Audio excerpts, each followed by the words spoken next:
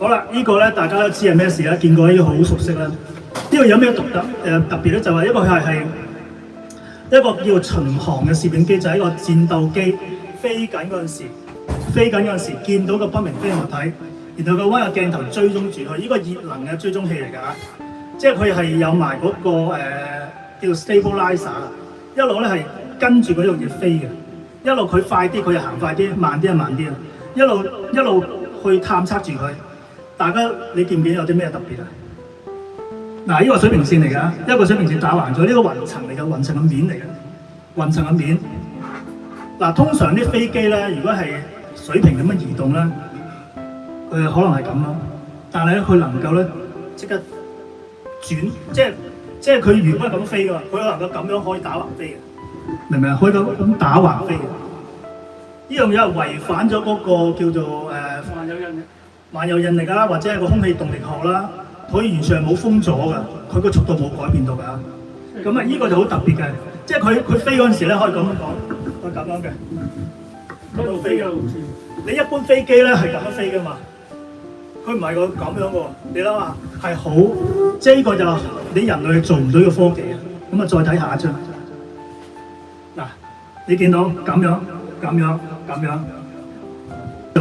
嗱，因為呢個咧係你見到咧，呢啲全部係美國軍方係即係分享出嚟，而美國軍方亦都承認呢件事係發生喺2019年㗎，唔係2017年㗎，係美國政府軍方承認係有呢件事㗎，而且亦都喺嗰個美國嘅UFO 聽證會咧，國會聽證會係有公開嘅個案出嚟。頭先嗰個都係㗎，頭先嗰個地火導彈射嗰個 UFO 都係有美國聽證會公開咗㗎啦，已經係。即係唔係新聞嚟嘅？係直情係國會聽證會攞出嚟，已經係變為新聞啦！真係㗎，真係咁嘅事啊！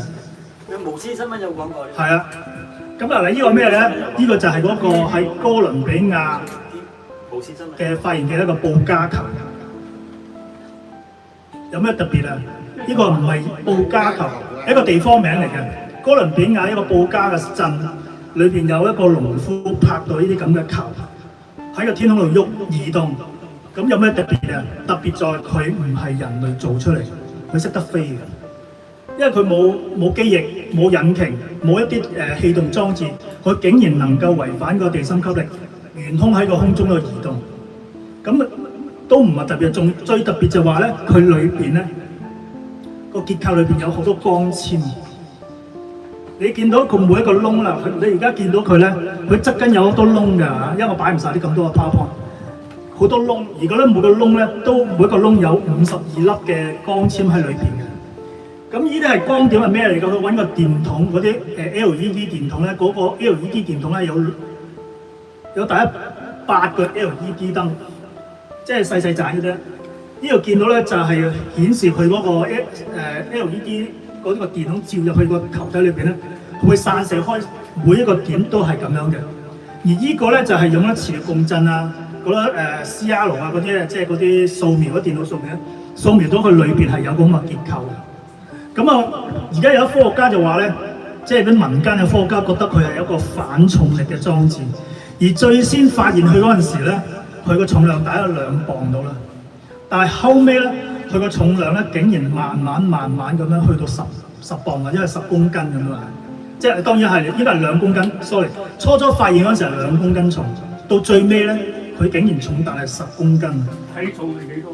即係話佢初嗰陣時咧，頭先我講佢話飛喺，而家你見到佢喺空中移動緊嘅，佢即係話能夠可以有一個功能咧，可以反地心吸力重力嗰樣嘢，而可以移動、可以飛行、可以高、可以低、可以左、可以右。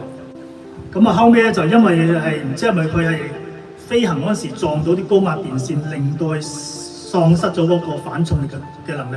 然後跌咗喺地下，喺個草地，咁啊嗰個農夫就執咗翻屋企。當佢跌喺地下嗰個位置咧，嗰啲草堆咧係死咗，係枯死咗，即係好似代表佢有一個巨大嘅能量咁樣。而呢個本身佢係有啲個頂部咧有啲咁嘅花紋，咁啊呢個花紋係相當之特別。佢唔係一個人類雕刻出嚟嘅，而係用蝕刻嘅方法，即係蝕刻就係等於你做一件電腦板咧。係有啲蝕刻嘅方法蝕佢出嚟㗎，佢唔係雕刻出嚟㗎。